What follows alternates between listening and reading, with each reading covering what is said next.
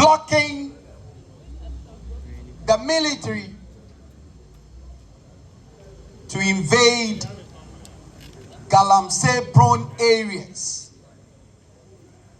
And managed they promised they're going to stop it within 7 days in office. We are 120 days. The Afenyo River, they said it has turned to tea. Today, it is no more a tea, but I am Pampa. Apapran Sampo Modu. So that is what we're going to hear today. And trust the mighty minority alongside the new patriotic party to give you and to present the exact 120 days of His Excellency John Dramani Mahama's administration. 120 days of insecurity. 120 days of tension in Boko.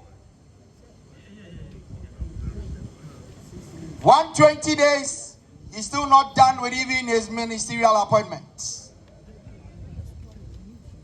120 days of lies.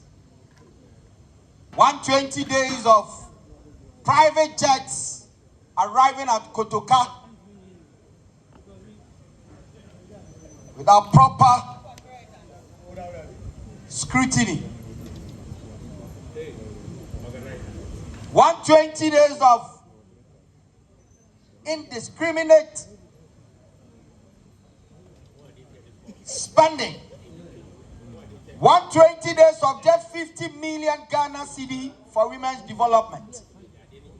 Whilst research department at the office of the president having budget over 70 plus million Ghana cedis. MP for Ofuasia Irebi will ask, you see how your priorities are exposing you. Your priorities exposing you bitterly.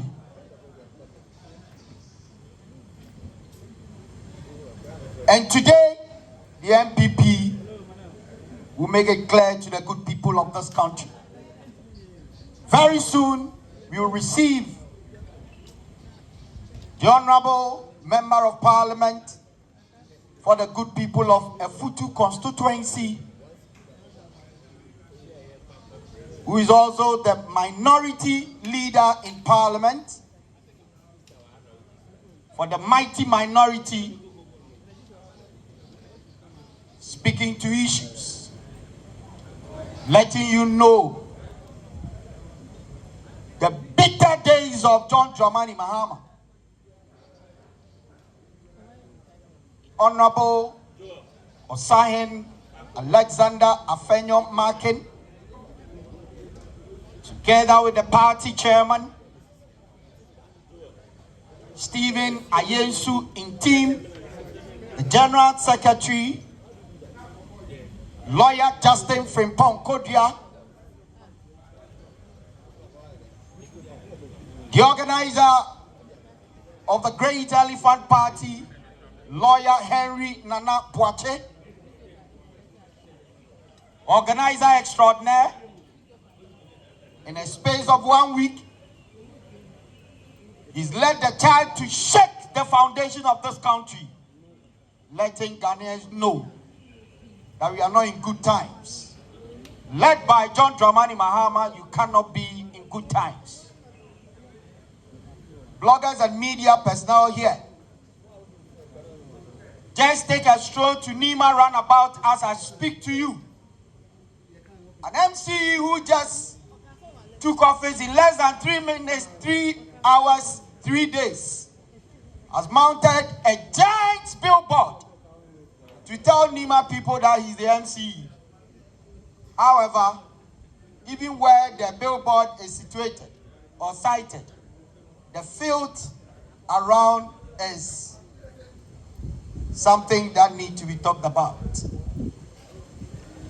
I don't believe this is what Ghanaians bargained for in the 7th December general elections. Maybe they are hearing us. They may go and remove it, but I have a shot of it. Don't worry. If you want it, I'll give it to you. Ghana must be governed with a plan, not just rhetorics. John Dramani Mahama cannot take us for granted. 120 days of mass removal of genuine Ghanaian youth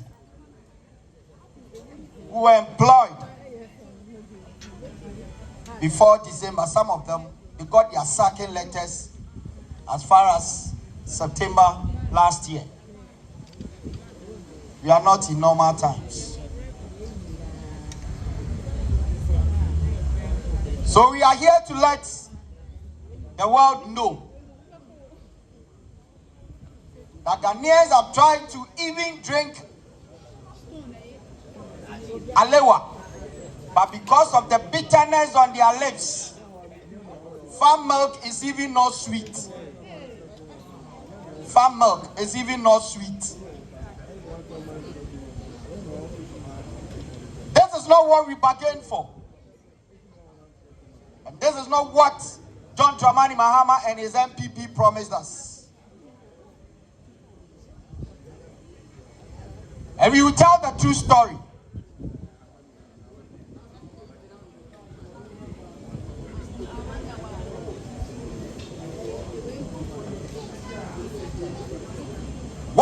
Days, he's not been able to even fulfill his own social contract that he entered into with the Ghanaian people.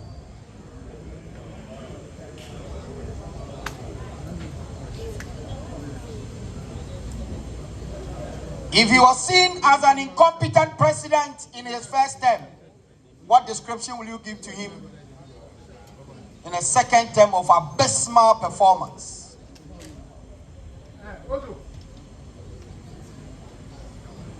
26 key social contracts that John Dramani Mahama entered into with the Ghanaian people. How many of them? And indeed, he's even commissioned more committees than his 26-day contract. More committees. Even if Mahama wants to sleep, he will institute a committee to see whether he closes his eyes to sleep.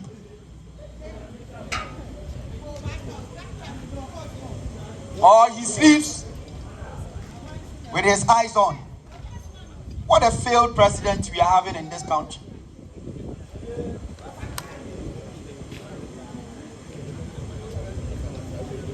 We cannot sit in this country and watch Mahama fail. When the economy was supposed to grow at a rate of 5.7, the so-called self-acclaimed best Minister of Finance resetting us to 4.0 at day. Yamre.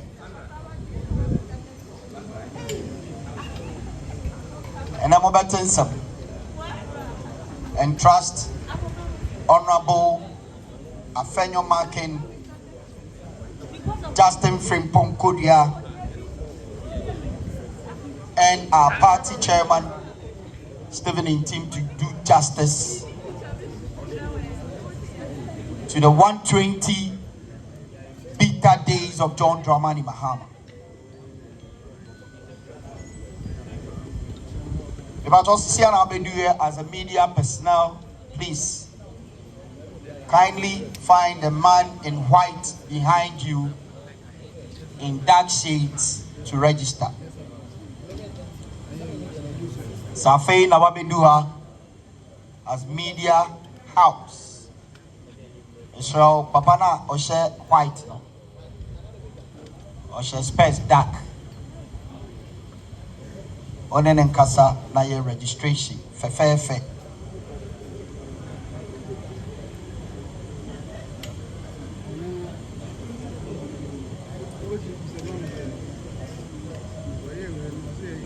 DJ boy nyom ne fan train penny forum.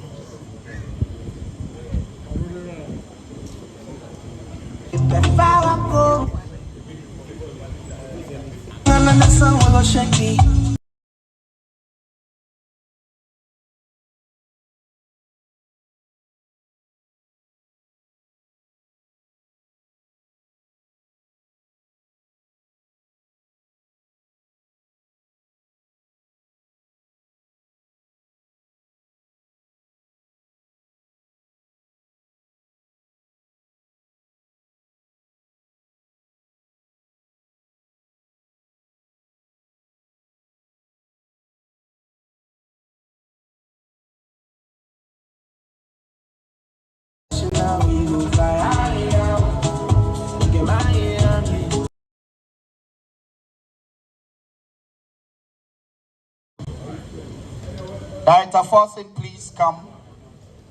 Let us ensure everything is set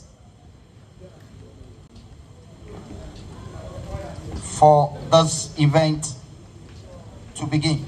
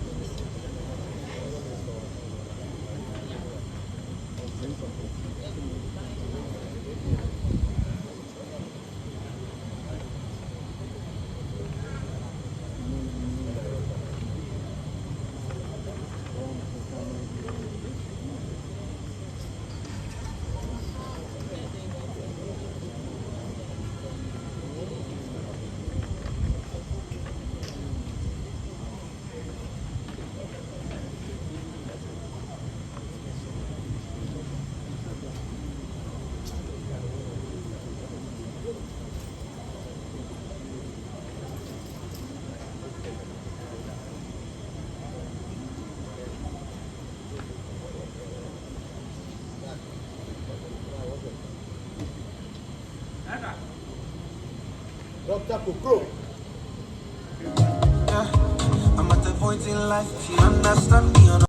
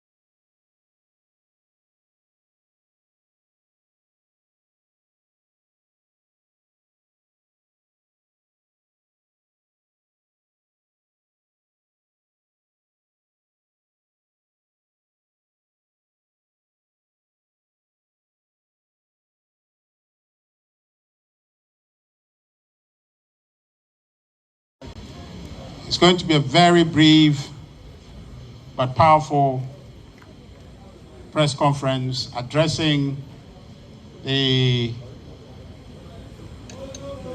bitter 120 days under the NDC led by His Excellency John Dramani Mahama. You watched the president yesterday, set his own questions and answered them and graded himself. We're here to give you the true account of what the 120 days of Mahama has been. So if you take your positions, we'll do quick introductions and then we'll get into the press conference.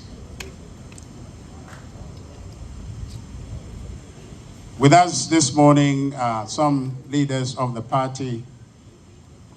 In no particular order, I see from the extreme right, Dr. Kumi, please forgive me, the Director for Elections for the party. Next to him, Mr. William Yamwa, the Finance and Administrator of the party. I see also Mr. Stonach Amponsa next to him, is a Director, External Affairs of our party. My own Deputy, Dr. Asiedu Kukro, is here. Deputy Director, Communication is here. I see the minority third whip is here in the person of Honorable Jerry Ahmed Shaib is here. The national organizer of the party, Henry Nanabochi, is here with us. And of course, the deputy minority leader, the powerful Madame Patricia Apieje Evergreen, is here with us, supporting the Osahini, the Honorable Alexander Kwamina Afenyo Markin is here, the leader of the mighty minority in Parliament. Thank you very much, media, for coming. And as you are aware, today's press conference is to address the bitter 120 days we have endured under His Excellency John Dramani Mahama and the NDC. We have two speakers today. The main act will be the Honorable Alexander Afenyo Markins, who would give the main speech. But leading the way would be the national organizer of the party, the New Patriotic Party, Lawyer Henry Nanabochi, to give us his statement.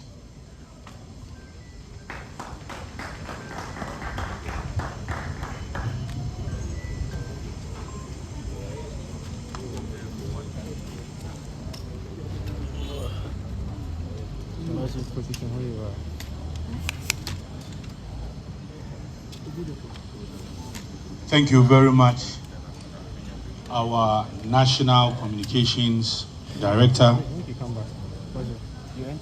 Let me, on behalf of the National Chairman of the New Patriotic Party and also the General Secretary of the New Patriotic Party, welcome you all to the New Patriotic Party's headquarters. We also welcome the leadership of the mighty minority, led by Osahini Alexander Kwamina Afenyo Markin. Let me, on behalf of the party, say that we appreciate the work they are doing in Parliament, the commitment, the dedication. Yes, we know that we are few in Parliament, but we also know that we are mighty minority. And indeed, they have worked and they have achieved this particular name. We have had an effective collaboration with our minority caucus in Parliament. And today is a manifestation of such commitment and collaboration. The president yesterday set some questions for himself, and then afterwards he graded himself and said that 100% or so. But today we have the mighty minority here. Here are the NPP's headquarters to respond and to also let Ghanaians know that for the past 4 months, it is rather bitter 100 days. So once again, ladies and gentlemen, our friends, our cherished friends from the media, we welcome you all here. Let me boldly welcome the minority leader,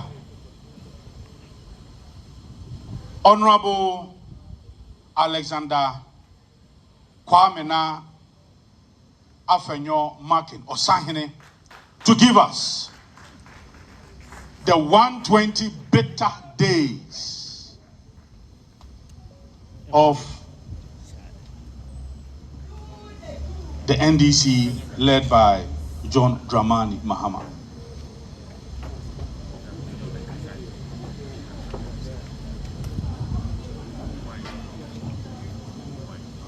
Hello?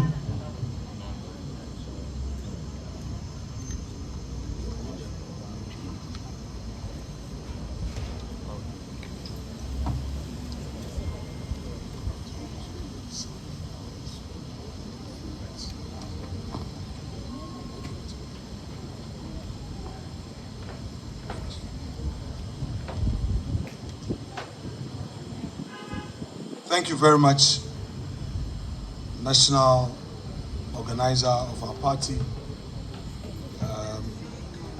director of communications, and other members of the national executive here for this collaboration that has resulted in this engagement to let the people of Ghana know that he gave himself a mark.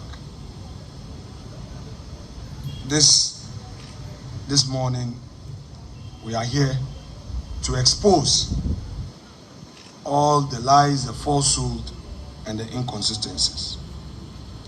We call it NDC's great deception, from their own social contract to a social collapse. 120 days of bitter government under John Dramani Mahama. In the lead up to the 2024 general elections, candidate John Dramani Mahama released a document titled Mahama's First 120 Days Social Contract. It was marketed as a sacred pledge, a hard-coded promise to the Ghanaian people, time-bound and specific. It was designed to inspire trust, rekindle hope, and restore the image of a party that was seeking for another opportunity to rule this country. The NDC promised to scrap taxes like COVID-19 levy. They pledged to ban illegal mining, slash import duties, revive industrialization, launch mass employment programs, hold public officials accountable, increase cocoa prices. Not the least, they promised the people of Ghana a 24-hour economy under 133, one job, 3 shifts.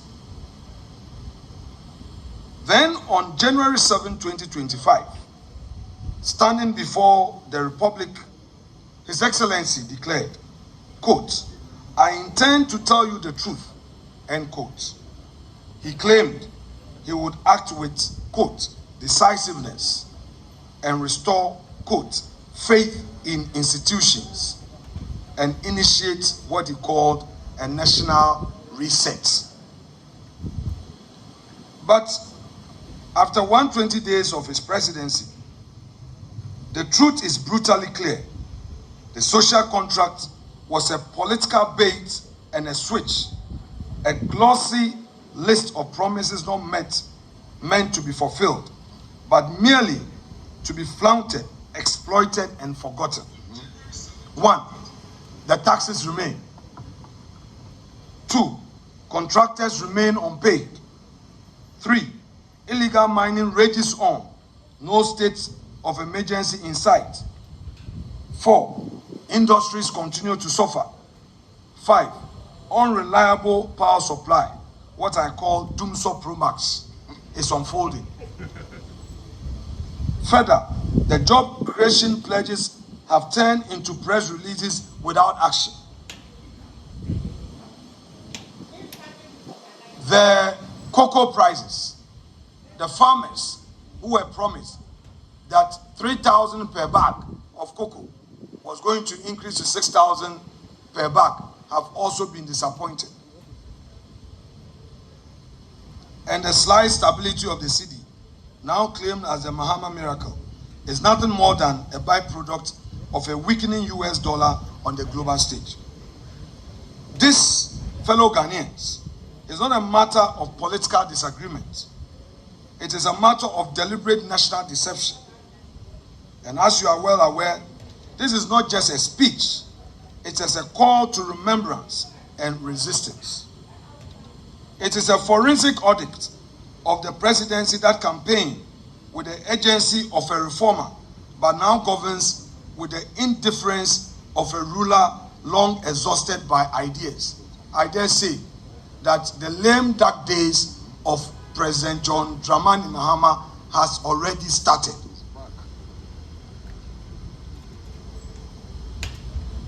Today, what we urge Ghanaians to do is to rise up to defend the Republic. And above all, what is happening today is a clear warning. And we will not sit quietly while the will of the people is traded for political convenience. Now the 120 days are over. The promises have collapsed. The excuses have run dry. The reckoning must begin. Let it be said plainly to every Ghanaian. You were not given a reset. You were sold a recycled failure. And now the clock has run out. Accountability must take center stage. Let history record this moment, not as a dawn of renewal, but as a day the veil of betrayal was torn away. Now, let me give you the details. The promise of constitutional fidelity. Today, the executive has broken this promise. What we experience now is executive lawlessness. On his inauguration day, His Excellency vowed, quote, "I shall strive to exercise sound judgment and be willing to act timelessly to resolve our challenges," end quote. But when faced with a clear breach of Article 286, when his appointees failed to declare their assets before taking office as constitutionally required, he did not act lawfully. He invented a bizarre punishment, a 3-month salary forfeiture, no referral to the Commission on Human Rights and Administrative Justice, no investigations, no accountability. What the president did was not a legal remedy. It was a constitutional betrayal. By failing to uphold the law, the president brought his own oath and entire presidency into disrepute. Now they also pledged of security. They themselves, by their own actions, have undermined this through their neglect and the military politicization. In his inaugural address, Mr. President passionately said that he was going to secure our sub-region and, quote, "We must work together to keep our sub-region safe," end quote.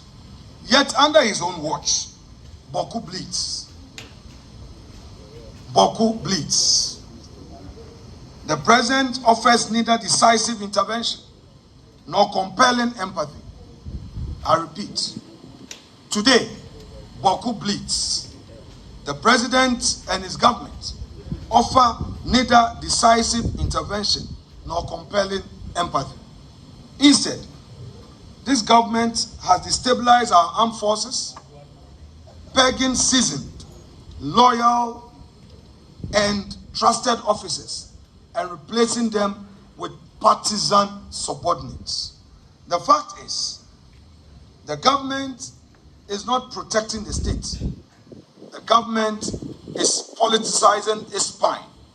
A commander-in-chief who weakens his own forces in a time of crisis is not a leader, we dare say. Environmental commitment eclipsed by Galamsey retreat. President Mahama promised Ghanaians that he would act decisively and swiftly as our country's leader.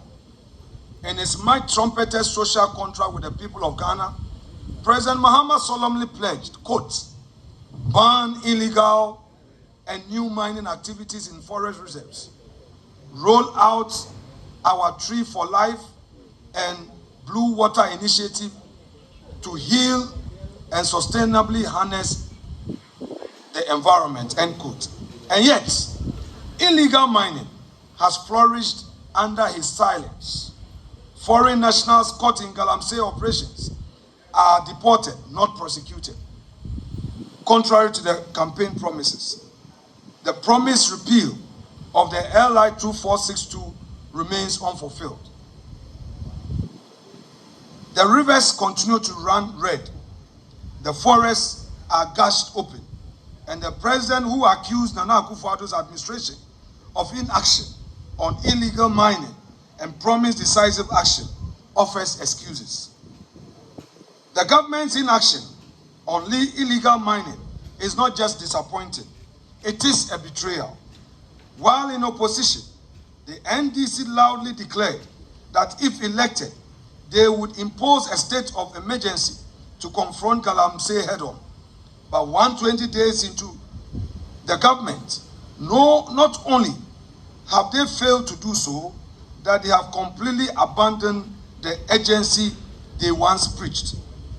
Illegal mining continues to devastate our rivers, poison our land, and displace entire communities. The promised state of emergency has vanished, replaced by silence and inaction, while the sector minister sheds crocodile tears on national television over a sorry state of our rivers, forests, and farmland. This is not leadership. This is not leadership. It is cowardice dressed in empty campaign rhetoric. It therefore came without a surprise to the people of Ghana when recently, on May Day, organized labor, speaking through its Secretary General, boldly condemned the extent to which Galamsey is destroying our environment. And to quote organized labor, Galamsey has worsened within the few months that the NDC assumed office. So all the 8 years that they said the NPP was unsuccessful in dealing with the Galamsey issue, today, organized labor is boldly telling us and saying it to the face of the NDC administration that within this short period of governance, the situation has worsened. I leave it to your judgment. Inclusivity abandoned. Mr. President promised the nation of a leadership of inclusiveness. Today, what we see is a massacre of livelihoods. In his inaugural speech, Mr. President declared, every Ghanaian has the opportunity to contribute to our nation's story, end quote. And yet, since taking office, his government has waged an unprovoked war on public and civil servants. Thousands of civil servants, especially the youth, have been dismissed, not for corruption and incompetence, but for getting employed by the state before his return to the presidency. In their place, party executives are being recruited. Teachers who were recruited and posted into remote communities to teach have been sent home. nurses who were recruited and were in hospitals and at our health centers helping the poor have been sent home. Efforts to recruit more nurses have been put on hold. Those who graduated from nursing schools and expected to be posted are still at home, have become desperate. And we have a government that is rather creating more unemployment than employment. We say this is not inclusivity.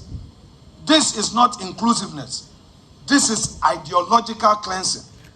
This is not a present for all. It is a government for only the NDC. We have two Ghana now. The Ghana for the NDC, where only their party's foot soldiers enjoy, and the Ghana for others who must go through a bitter experience, pain, and misery. Youth empowerment has now reduced to a mere PR stunt.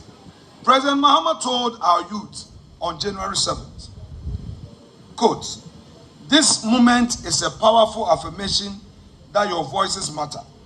We are committed to creating opportunities for education, entrepreneurship, and employment," end quote. But those words now mock reality. The ambitious one student, one laptop policy of the NPP government has been shelved. In its place, a flash, empty promises to train 1 million youth in coding without equipment, personnel, or infrastructure. Did we go or did we come? Governance has been reduced into theatrics and empty promises. Today, we, the mighty minority, boldly remind the president that the digital transformation cannot be downloaded onto our national digital network by beautiful speeches and launching ceremonies. And Ghana's youth deserve tools, not talking points. I repeat, the youth of Ghana deserve tools, not talking points. Now, power sector sabotage.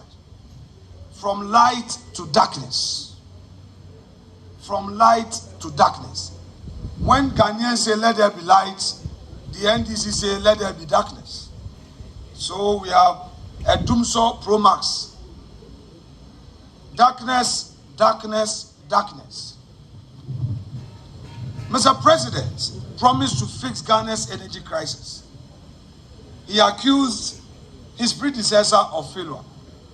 Although NPP came to meet Dumso and fixed the Dumso, yet during the campaign, Mr. President and his party rather accused NPP of not keeping the light on. But let's all be honest with ourselves. The last 120 days, we have seen persistent power outages, low voltage, and silence in the face of national inconvenience. Not a single moment, a single day, has the energy minister addressed the Ghanaian people on the energy crisis. Where is the energy minister? Is he lost in this darkness? We are taking a torchlight looking for the energy minister. We cannot find the energy minister. Mr. Energy Minister, where are you? Bring back our lights. The emerging power crisis during the second term of His Excellency President John Dramani Mahama obviously will be deeper, and it appears that it's going to be darker and deadlier. Across the country, businesses are gradually grinding to a halt, industries are scaling back production, and hospitals are struggling to save lives without consistent electricity. Yet they go to the hospitals and all they know is sacking the chief executives. Sack them. Sack them. Sack them. That is all that the ministers are doing. Targeting chief executives and sacking them, instead of putting on the light. Home appliances are burning out. Livelihoods are vanishing. And the national mood is collapsing under the weight of government inaction.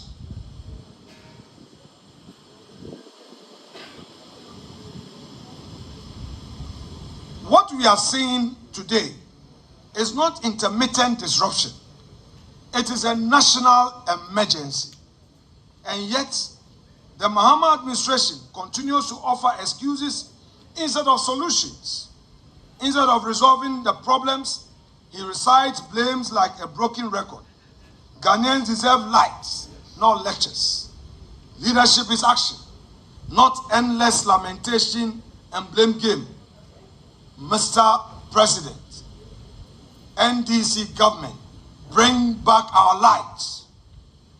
You were not elected to lament.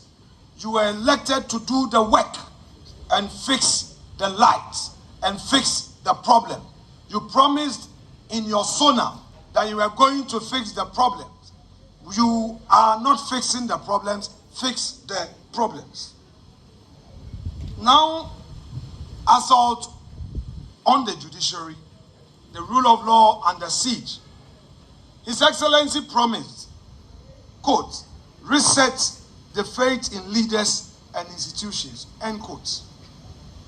I repeat, His Excellency promised reset of faith in leaders and institutions. But what do we see?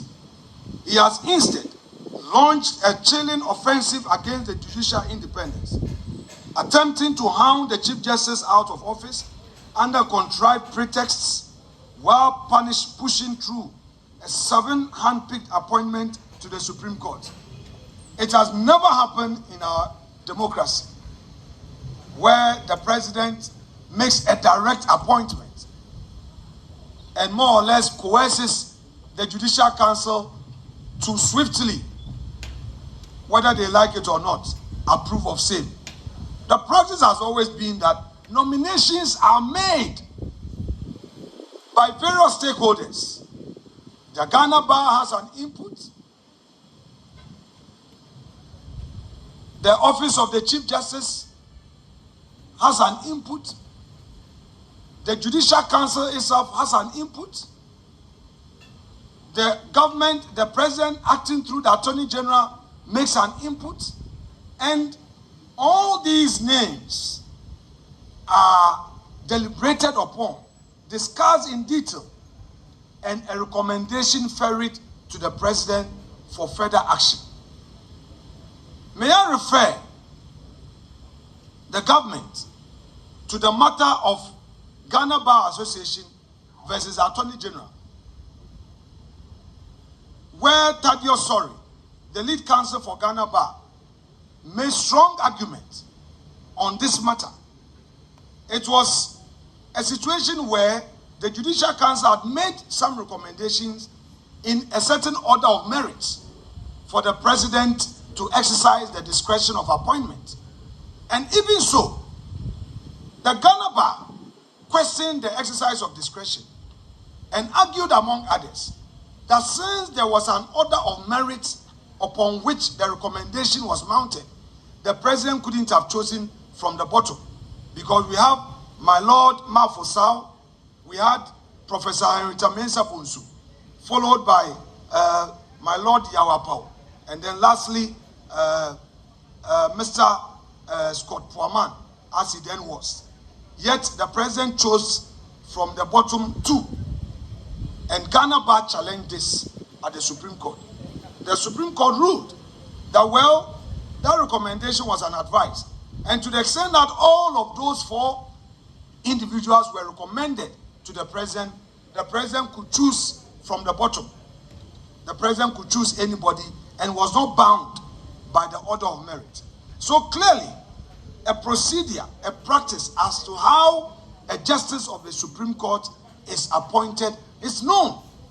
So why would the president write a letter that he's made appointment and urges that upon the Judicial Council to, at all costs, approve of same? This is very rich.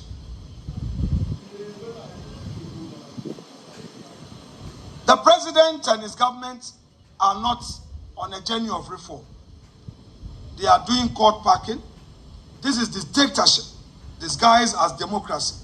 And we the minority will not stand for it. Now, they are silencing dissent. The return of iron fists. They promised that they will allow free speech. But today, even political opponents are threatened. They will send their attack dogs on radio. When they think that you are being critical of them, they start to threaten you. Even journalists come under attack. The Secretary General of TUC, who boldly echoed the views of organized labor, is under attack. Even the views expressed by GBA also came under attack. And then they find a way of using social media to spread fake news and falsify information and crush genuine views expressed to shape governance. But let me remind Mr. President that in his own inaugural address, he called for accountability and promised to fight corruption. Yet, as I've already said, journalists are being harassed. Opposition MPs, like my brother Johnny Timfojo, recently became a target because he had raised a critical national issue, which required the security agencies to engage constructively.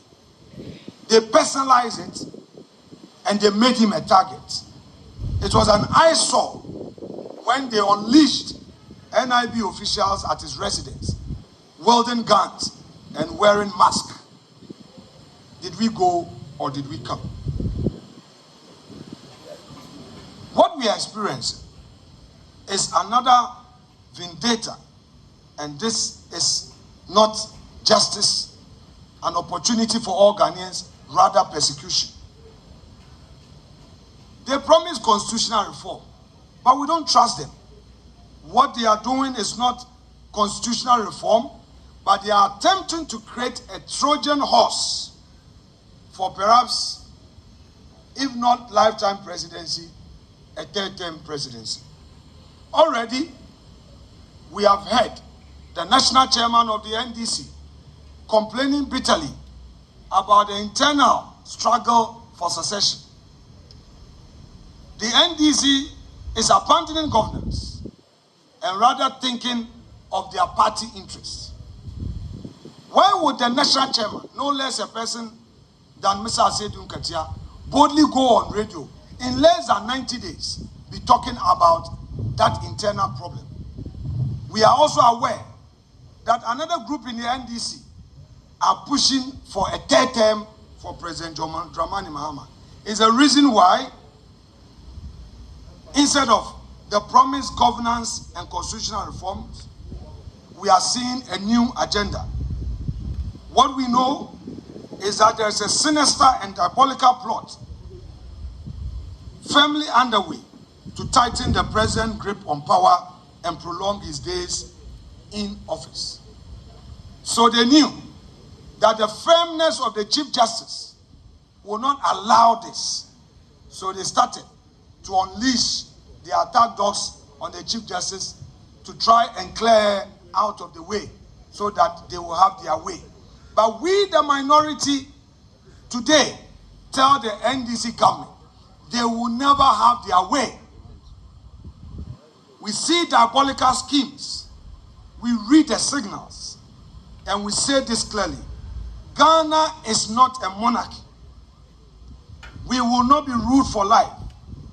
We will not let one man's desire for autocracy and unchecked power rewire the constitution to suit the ambitions of a desperate party. So the hawks in the NDC, who are so power drunk and are pushing through this third-term agenda, let them stay their hands. The other hawks in the NDC, who are thinking succession and are not making it possible for the president to govern, and all they care about is their internal struggle for who succeeds him, we are telling them too that they are hurting the country. The government has already entered it lame duck days, looking at all the signs on the wall. This is affecting the ordinary people, and they should wake up to the reality of their bona fide governance. We are wide awake. The NDC should not be under any false impression that with their 183 plus others in parliament, they will find a way of forcing their way with very unconstitutional reforms through parliament. The mighty minority will not allow them to have their way. We will stand firm with the people of Ghana and fight all illegalities in parliament. We trust that Mr. Speaker would accord us the necessary support to air our views on the floor of the House. Now, let me turn my attention to the private sector. The NDC is collapsing the private sector. The government is punishing producers. On the day of his inauguration, Mr. President called on business leaders to help him shape, quote, an environment where creativity thrives and where fruits of their labor contribute to the collective welfare of our nation, end quote. But 120 days, that appeal has cuddled into betrayal. Businesses across the country, small, medium, and large, are suffocating. Why? Because the very government that promised partnership has become a predator. Suppliers, contractors, service providers, Ghanaians who finance and fulfill government contracts with their own resources or bank loans have not been paid. Some have been forced to shut down. Others have laid off workers, and countless others have plunged into debt, despair, and ruin. This government is presiding over economic vandalism, masquerading as governance. When the government refuses to pay its debts, it collapses the very economy it claims to lead. Mr. President, you cannot pay the people of Ghana who have sacrificed to work, to build our infrastructure, who have supplied to state institutions. You cannot decide not to pay them. This amounts to the government sabotage of business. NDC government, you are ruining the businesses you came to meet. Your actions are becoming a liability. Now, on the import duties, we go on these broken promises on import duties and the COVID-19 levy. In his inaugural speech, the president acknowledged the pain of Ghanaians, promising to change the destiny of this nation of ours. But this government continues to allow what he had called during his days in opposition, crashing levies and regressive taxes on the backs of the sovereign people of Ghana. He promised to review and reduce import duties to make it easier for traders, importers, and consumers. He has not. He promised to abolish the COVID-19 health recovery levy because the pandemic is long past and the people's pockets are exhausted. He has not. Instead, this government has maintained and even compounded the cost of living for every Ghanaian household. Prices continue to surge, markets remain unstable, and traders groan under taxes that, by his own standards, serve no current purpose but enrich a bloated state machinery. Promises under the NDC government are no more sacred. They are just tools for winning elections and excuses for not governing. Betrayal of industrialization, killing jobs, killing hope. The president pledged in January to implement a 24-hour economy to stimulate, quote, to stimulate local industries and attract investment, end quote. But instead of building upon the 1D1F initiative, a bold, pragmatic program that used tax incentives to ignite industrialization across Ghana, the government of President Mahama has shelved it. The government has discarded it, abandoned it, and killed it. Factories that were planned under the previous administration now sit idle. Investment plans have stalled. Thousands of potential jobs have vanished before they could materialize. The message to investors in our economy is loud and clear. You are not safe here anymore. Mr. President, your reset is not a lifeline for the economy. It is suffocating lockdown on production. You are not creating jobs. You are killing them. Now it is rich to hear the president tell us in Sona that the flagship project, the flagship program, 24-hour economy, also known as 133, one job, 3 shifts, would find space in the 2025 budget. That is what the president told us. That Dr. Forson, his finance minister, will pronounce on the 24-hour economy. But what did we hear? Another matricle. When Dr. Atu Forson appeared before the House with a budget statement, no mention was made of the 24-hour economy, their own famous flagship program. What Dr. Forson promised us was that, oh, the 24-hour economy is being considered. And yesterday, as typical of them, they have inaugurated another committee. They said there's another committee responsible for enacting the 24-hour economy. Hey, President Mahama. Hey, President Mahama. Hey, President Mahama.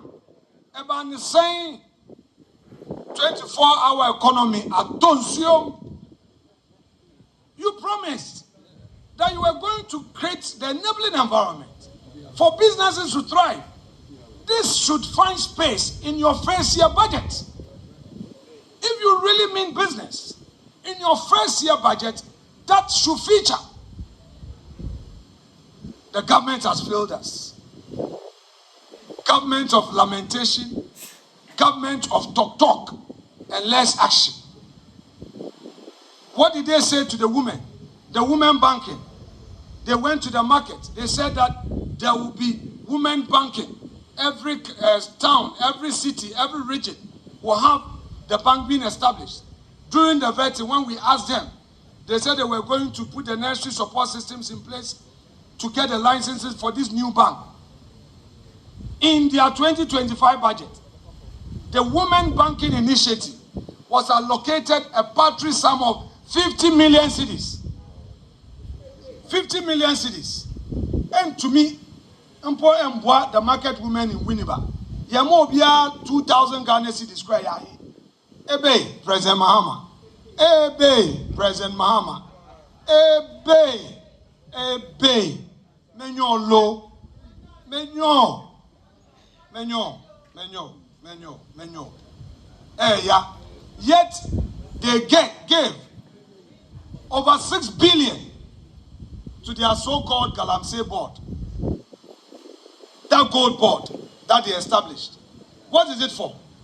Convert $275 million into cedis and get the cedi. They abandoned their own flagship initiatives and agriculture. Agriculture in the budget, they only allocated a paltry sum of 1.5 billion cedis. Even if you break the 1.5 billion cedis down, 950 million alone is for compensation. So the Erikopoku, the agric minister, sitting at the ministry, is a redundant minister. I don't know the work that the agric minister is doing at the ministry, because there's no budget for his ministry.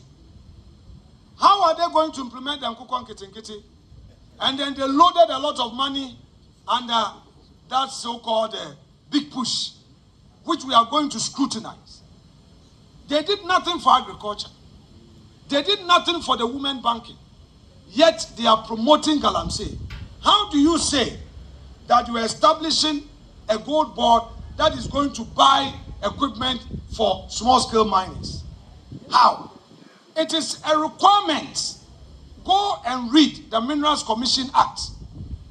if you want to go into mining, one of the requirements is to show your financial capability.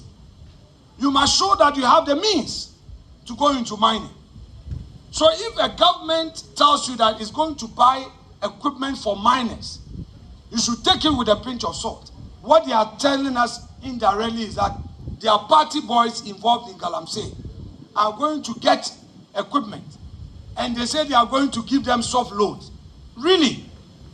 Government going to give loans for mining?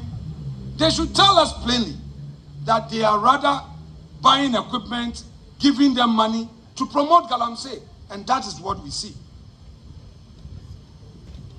Now, they themselves are undertaking some false praise and making some claims. They claim that the city is strong because of the government's effort. I am a businessman. I will be happy any day if our local currency is strong, because that would help grow the business of Ghanaians, including me, who is a private sector player. But that is not the case. In this government administration, we know all they know is dissent. They are claiming credit for what they have not achieved. We know on the global stage, the US dollar itself is having its own challenges. Recently, the ICE US dollar index, measuring the dollar strength against a basket of major currencies, indicated that the US dollar has slipped below 100 as market rule from rising sell America sentiment. The dollar is weakening not because the city is strong, but because investors are losing faith in the greenback itself. As Nigel Green, CEO of the VIA Group, warned just last week, quote, "Dollar dominance is being critically diluted. Trump's erratic tariff policies, investor disillusionment with US equities and bonds, and global power realignment are fueling this slow but seismic shifts," end quote. So this is not an NDC miracle. This is a global monetary turbulence. This is currency recalibration on a planetary scale.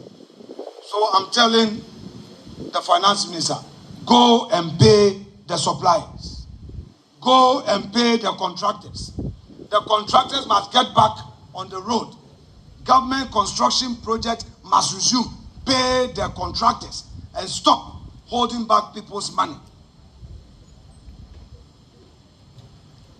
Now, there may be some few steps forward. We, as a responsible minority, will be objecting. What are those few steps forward? Well, we are aware that they managed to take away the e-levy, betting tax and emission levy, that they have said so. But the real issue is that the promise of no academic fee policy for first-year students. They continue to talk about it. Have those students had the refunds made? When Akufo-Addo promised free SHS, it was contained in his first year's budget. Students were not asked to pay for later refund. No. They promised Ghanaian students in the university. What they are telling them is that, we are going to do it. But it's not a talk that we are after. We must equally be clear that some of the achievements that they were talking about yesterday fell far short of the scale and the urgency of the promises they made to the ordinary Ghanaian. You can't just talk about some few achievements that in real terms have no impact on the economy. If you want to talk about achievement, talk about achievements that have made profound impact on the economy. And we invite them to a debate. Their lucky parliament is on break. But we hold on to our submissions and deal with them on the floor of the House. They should tell us the so-called achievement. What real impact have these achievements made on the economy? Zero. Let me quote a policy analyst, Michael Kosi Dede. He noted on Channel 1 TV, on Channel 1 TV, that only 9 out of 26 items in President Mahama's 120-day contract have real substance. The reset, he said, are, quote, largely symbolic and cosmetic. I couldn't have agreed with him more. I adopt this submission as though they are mine. And I adopt them because this analyst is speaking to the real issues that confront you and I. When the appointment of ministers, an obligation under the Constitution, was presented as a milestone, I laughed. Clearly, to me, it revealed a government more concerned with optics than outcomes. You claim you've appointed few ministers, but you've appointed more partisan political staffers at the Jubilee House and other state agencies. So what are you talking about? Let me give you one example. Honorable Felix Kwachi Ofosu, the Minister of State responsible for government communications. We are told that the ministry was collapsed and he is there as government spokesperson. But he has some 3 deputies. They say a deputy government spokesperson, a deputy government spokesperson. And then at the same presidency, you have a communication director. At the same presidency, you have a director of research. Then you have a director responsible for agriculture. Ebe. And somebody. Mounted sent a long message. So Eriko Poku is not competent. Eriko Poku, as your lead servant on agriculture, you say that you are appointing a director of agriculture at the presidency to do what? Yet you come back and say, oh, you promised to do less ministers, so we should applaud you. They should do a much more tidy checklist, and they will know that they failed the people of Ghana. So yes, they may try to pat themselves on their back, but clearly there is no clear delivery architecture for many of the initiatives that they've introduced. There is no single policy direction for any sector of the economy clearly outlined by the government for its ministers. No enforcement mechanism, no timelines.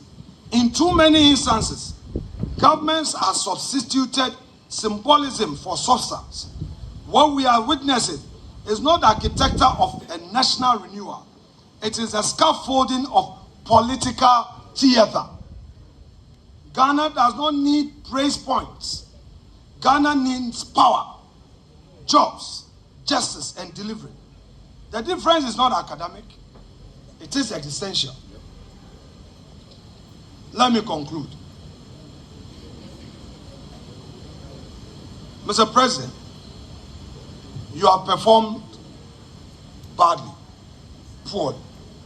Indeed, the failures that we have catalogued so far are not exhaustive.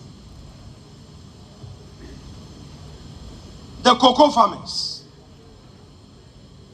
under NPP, cocoa price per bag was 3,000. They promised to increase it to 6,000.